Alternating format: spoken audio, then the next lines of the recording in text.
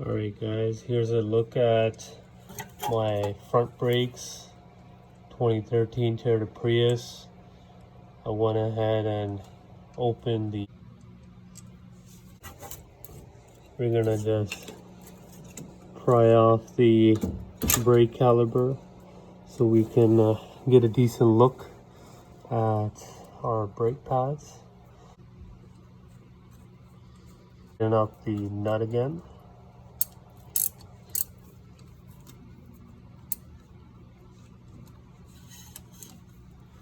Sometimes these pins get seized, and sometimes we need to replace them, or sometimes we can just take them out and re-grease them as well, and that should do the trick.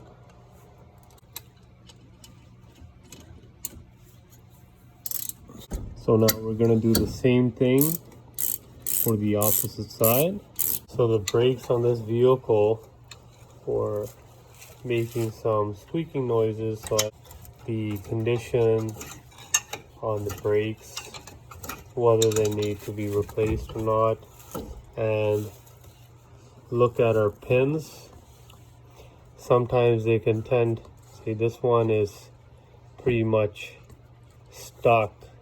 The bottom pin is very dry.